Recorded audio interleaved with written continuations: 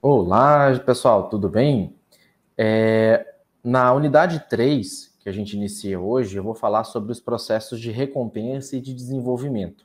Essa unidade 3 ela é um pouco mais curtinha, tá? Eu sei que já estão um pouquinho cansados aí das aulas, mas eu vou tentar ser um pouco mais objetivo aqui nela. Então, ela é dividida em duas partes. A primeira parte é de remuneração e incentivo, a segunda parte é de treinamento e desenvolvimento. Bom, o que é um incentivo? Né? Vamos entender o conceito aqui de incentivo, remuneração, recompensa e salário. Eles são coisas distintas e a gente não pode confundir eles. O incentivo ele tem a ver com um conjunto de fatores que motivam as pessoas a assumirem determinados cargos e funções no setor público. Nem sempre implica em valor monetário. Tá? Então, quem quiser aprofundar um pouco mais nesse assunto, existe uma teoria chamada Teoria dos Dois Fatores, do Frederick Herzberg, que ela trata um estudo complementar à teoria das relações humanas, em que ele avaliava as condições de satisfação e motivação no ambiente de trabalho. Tá? Então, resumindo esse estudo, ele concluiu que satisfação tinha a ver com essa parte de incentivo, tá? Onde quando você tinha essas condições de incentivo e as condições ambientais bem equilibradas, você ficava satisfeito, mas não necessariamente motivado, tá? E quando você não tinha isso, né, o ambiente onde você atua e tal, salário, quando isso não era atendido, você ficava desmotivado, tá? Então, quando você tinha, ok, tenho. Mas quando você não tinha, opa, agora eu vou brigar para ter. E a motivação, ele não associava ao contexto, ao ambiente, ele associava a fatores pessoais, tá? Que não necessariamente são iguais de uma pessoa para outra. Aquilo que me motiva não necessariamente é o que motiva você. Então, com relação à parte de incentivo, o indivíduo ele pode ter vários itens ou vários componentes que podem incentivá-lo. Poder em relação ao cargo, né? Ah, essa chefia aqui vai me dar o direito de mandar naquela pessoa, né, que fica me importunando. Ah, eu vou ser superintendente de, diretor de, né? Então isso é uma relação ali juntamente com o status, né? Status e poder geralmente fica ali associado, né? O status ele habilita algumas credenciais ali para ocupação de espaço e de hierarquia.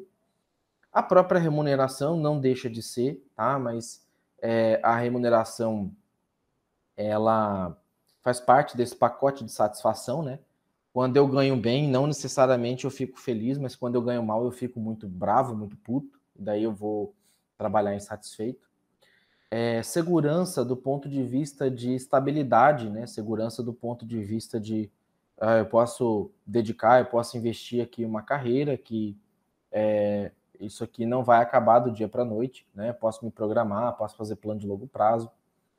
Realização pessoal. Então, eu sempre quis aquele cargo, sempre quis ocupar aquela posição.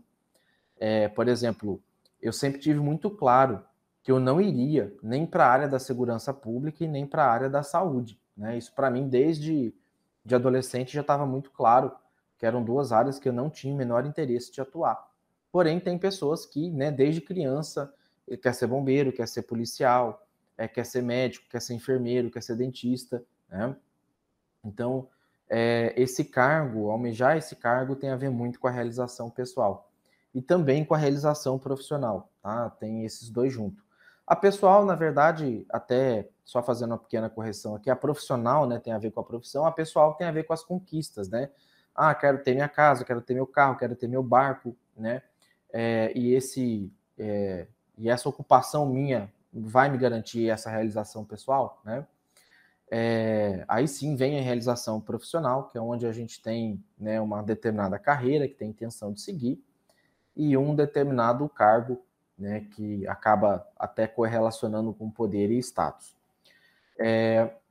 Só essa questão do poder, rapidinho aqui para a gente não delongar muito nessa aula, eu lembro de uma situação na Unemat que tinha um servidor que ele ficava um pouco insatisfeito com o cargo dele, tá?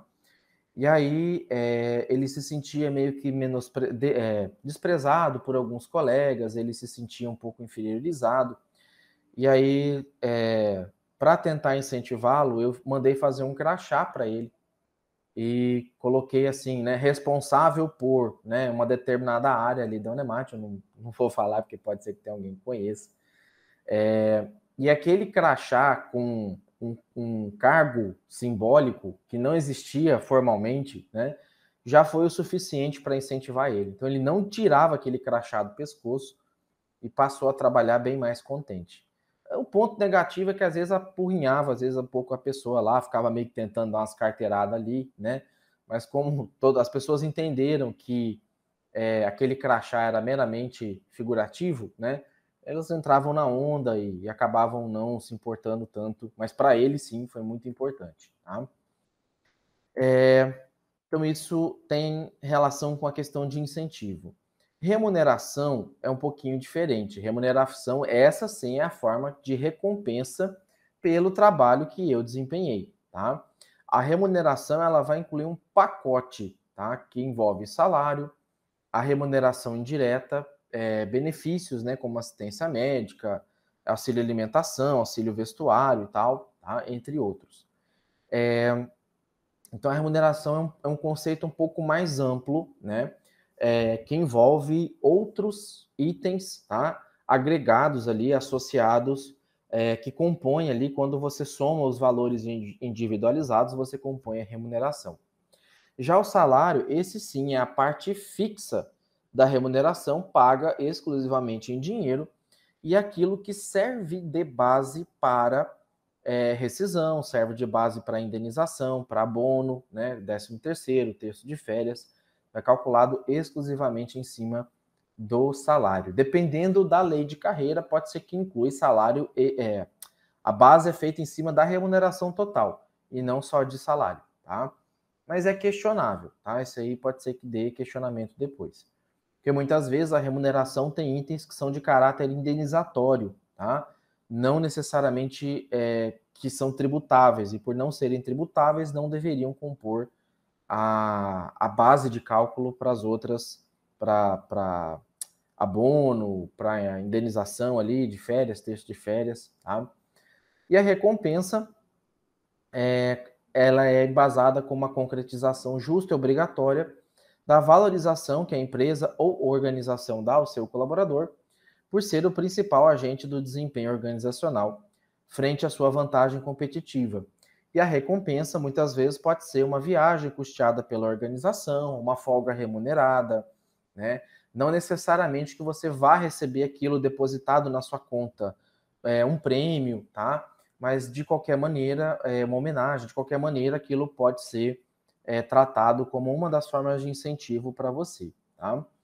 Então, o que né, detalhando um pouquinho mais cada uma, né? Então, tudo que tem a ver com remuneração é considerado como um salário adicional, gratificação, tá? Não se considera como remuneração as indenizações, tá? Por não apresentarem contrapartida de trabalho, os prêmios como incentivo ao desligamento voluntário, né, PDV, licença-prêmio, que às vezes é concedido em dinheiro, tá? Porque você não necessariamente trabalhou, né? Tudo que é de natureza indenizatória, tá?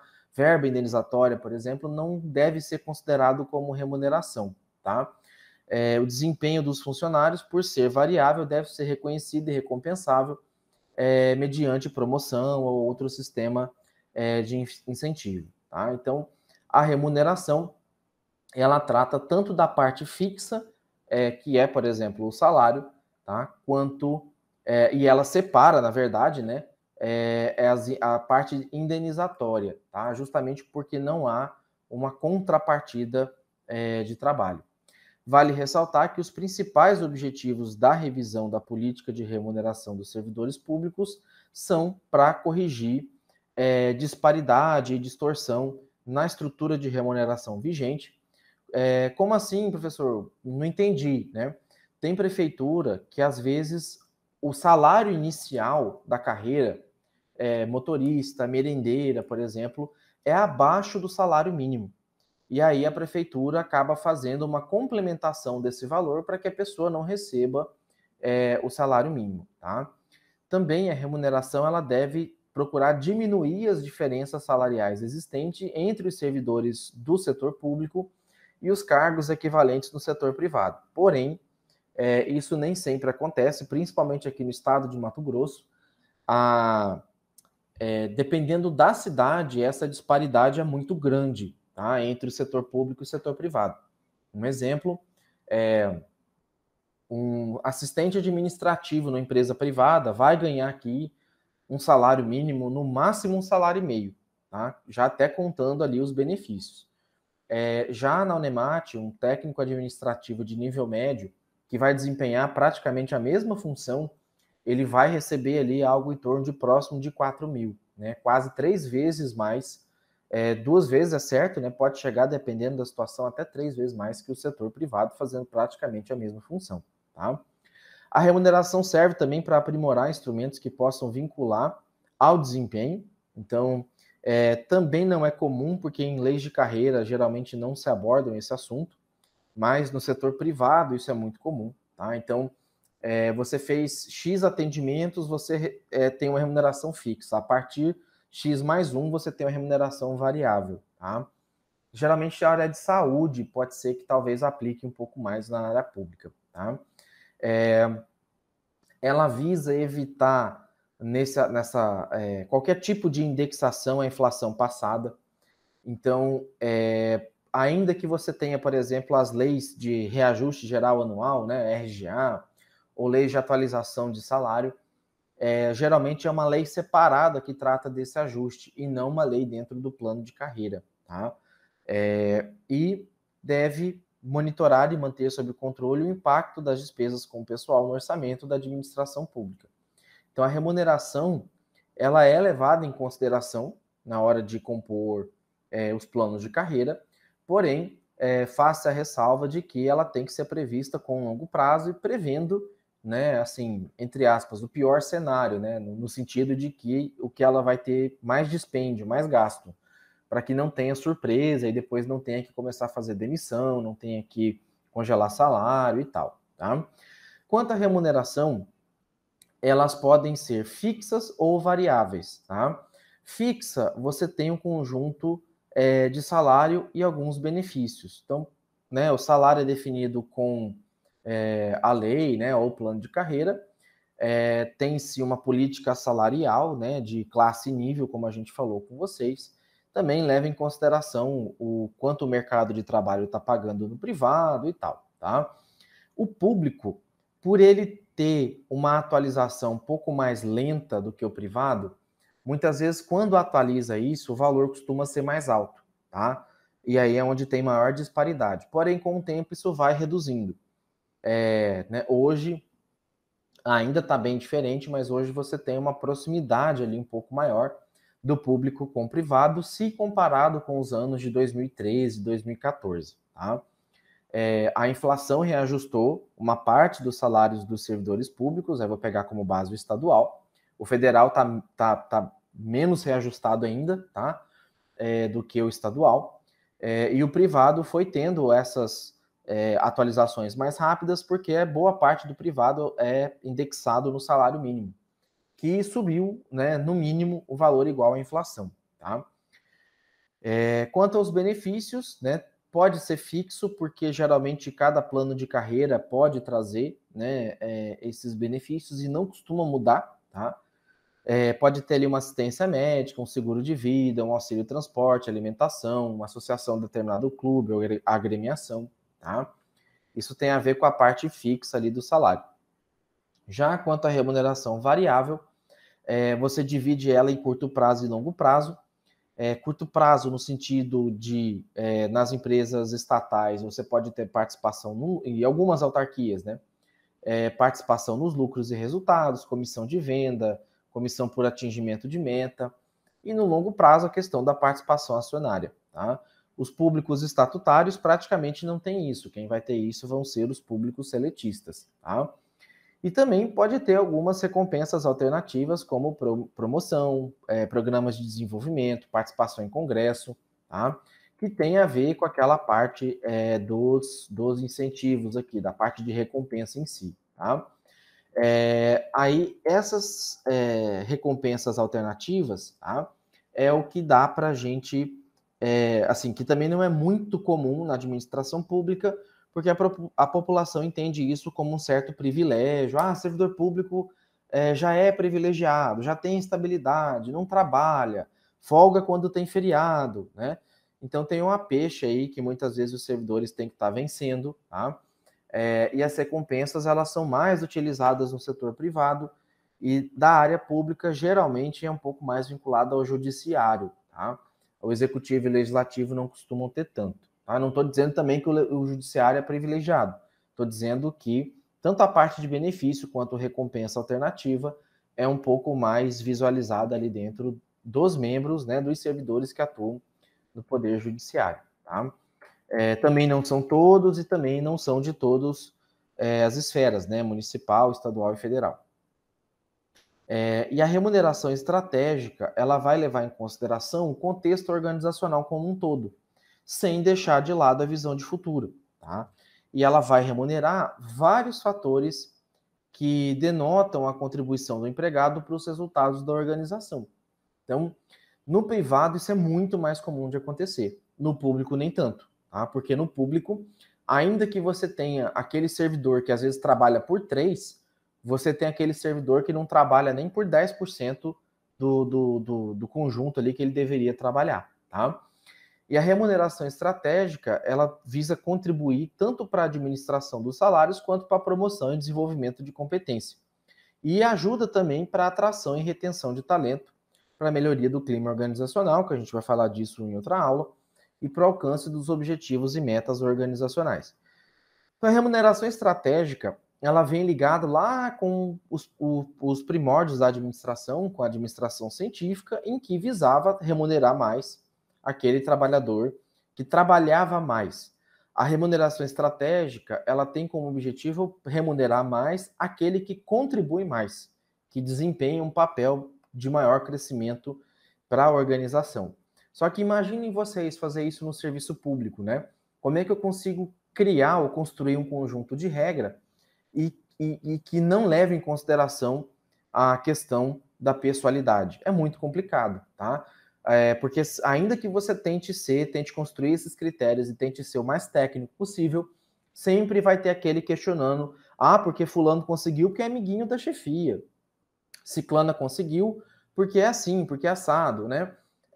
Então, assim, é muito difícil você aplicar isso no setor público. Já no setor privado é um pouco mais fácil, porque assim, é um pouco mais outorgativo, digamos assim, é um pouco mais cobrado, né? Se de fato a pessoa não fizer, é mais fácil de evidenciar e é mais fácil de responsabilizá-la, tá? Quanto aos benefícios, né, é uma forma indireta de remuneração destinada a aprimorar a qualidade de vida profissional e pessoal dos funcionários. Então, os benefícios a gente tem 3 tipos: os assistenciais, os recreativos e os supletivos. Tá? Lembrando que o setor privado ele adotou uma política de manter um salário um pouco menor ou mais baixo e um conjunto de benefício um pouco maior, tá? Isso porque tem uma lógica por trás disso. Primeiro porque a parte de salário, como eu falei, ela influi em férias, texto de férias e 13º, e benefício não, tá? Tanto que alguns, né, vale alimentação e tal, vale transporte, só é pago, como tem natureza indenizatória, só é pago quando o colaborador trabalha, né? Então, quando ele se afasta, ele não recebe, quando ele está de férias, ele não recebe, justamente porque é indenizatório, tá? E é uma forma de garantir que a empresa garanta, né, ou que a organização garanta que esse colaborador de fato vá se alimentar bem, vá cuidar da sua saúde, entre outras questões, tá? Mas os benefícios, eles podem ser assistenciais quando eles têm o objetivo de dar suporte e segurança ao funcionário e à sua família, principalmente em casos que são difíceis de prever, como uma questão da assistência médica, assistência financeira, seguro de vida, tá? Vou falar aqui por Cáceres, imagino que na maioria das cidades de vocês também não seja muito comum você observar empresas pagando ali benefícios para os colaboradores. Talvez mais ali para o norte, ali, a região de Sinop, Sorriso, né? Eu sei que ali funciona muito pesadamente a questão de benefício, tá? Aqui até não é tanto, tá? Cuiabá já funciona bem, tá? Então tem gente que às vezes opta até por um salário menor, porque a empresa oferece um plano de saúde que não contempla só ele, contempla a família inteira. E aí, quando você vai ver o funcionário, a família dele é de 7, 8 pessoas. Então, para ele é muita vantagem e é plano de saúde que cobre full, cobre integral, qualquer despesa com saúde e tal. Então, para ele, ainda que ele ganhe um salário menor, para ele acaba compensando bastante por conta desse benefício. E o benefício, do ponto de vista organizacional, ainda tem uma outra vantagem, que a maioria deles tem incentivo fiscal, então a maioria deles muitas vezes faz com que a empresa pague menos impostos ou até tenha imunidade tributária, tá? Então esses assistenciais, eles dão um suporte para a família, tá? Que dão uma certa segurança e garantia de que pode contar com a empresa, que a empresa vai dar suporte para ele e para a família dele, né? Ou para ela e para a família dela. Eles podem ser recreativos quando eles buscam proporcionar ao empregado algumas condições físicas e psicológicas de repouso, lazer, diversão, recreação, como, por exemplo, uma colônia de férias, uma área de lazer ali no trabalho, um piquenique, um acampamento, tá? Então, todo ano a empresa faz um determinado acampamento ou recreação, né? Geralmente costuma fazer ali, às vezes, Dia das Mães, Dia dos Pais, Dia das Crianças, tá? Então, tem empresa que o próprio colaborador e a sociedade enxerga nela uma certa necessidade ou dependência, né? Porque ela faz aquilo tão bem feito que meio que vira um caráter, inclusive cultural ali na cidade. E benefício supletivo são alguns serviços que proporcionam ao funcionário algumas conveniências para melhorar a sua qualidade de vida, como, por exemplo, um restaurante no local de trabalho, o transporte, estacionamento, uma creche, tá? Então, tem muitas empresas que, historicamente, né, acabavam perdendo, principalmente as mulheres, né, quando tinham filho, acabavam perdendo, né, essas colaboradoras, porque ela acabava dedicando, optando por dedicar tempo mais à criança. Não queria deixar o emprego, mas entre emprego e família, optava pela família. E era uma excelente colaboradora, um excelente profissional. E a empresa percebeu que, ainda que tivesse esse custo de manter, por exemplo, uma creche, além de não perder aquela colaboradora que fazia um trabalho excelente, também dava segurança para ela e também fazia com que tivesse uma disputa lá no processo de recrutamento e seleção muito maior. Porque muitas pessoas queriam trabalhar naquela empresa por causa do benefício supletivo, por causa da creche, por causa do restaurante, que tinha uma comida balanceada, saudável, tá? Porque tinha plano de saúde e por aí vai, tá? Então isso é importante. Órgão público já é um pouco mais complicado você falar disso, porque, como eu falei, o senso comum, né, boa parte da população enxerga o servidor público como um marajá, enxerga como privilegiado, enxerga como cheio de benefício. Vai ter mais um, né? Então, por exemplo, empresa privada às vezes costuma colocar como um benefício supletivo um lugar de descanso. Coloca lá um puff, coloca uma cama, coloca uma rede, coloca lá uma mesa de sinuca, de ping-pong, para a pessoa dar uma arejada mais parecida, né? Tirar um pouco o foco da pressão e tal, do ambiente de trabalho. E no setor privado isso funciona muito bem, tá? Já tem vários estudos científicos que comprovam a eficiência desse tipo de benefício. Só que vai fazer isso no serviço público, coloca uma rede dentro de um espaço público ou uma área de descanso para você ver. A sociedade, ela não aceita, ela ainda não está preparada para isso. Talvez, se aquele órgão tiver um nível de excelência, um nível de atendimento muito alto, tá? Pode ser que ainda assim uma parte da população ainda aceite, tá? Mas na grande maioria não, tá? Então, com isso eu concluo aqui, tá? A nossa parte da remuneração, ela é bem curtinha mesmo, bem objetiva. Peço para quem quiser aprofundar um pouquinho mais, dar uma lida ali no livro, tá? E qualquer dúvida, estou à disposição. Então, até a próxima aula. Tchau, tchau.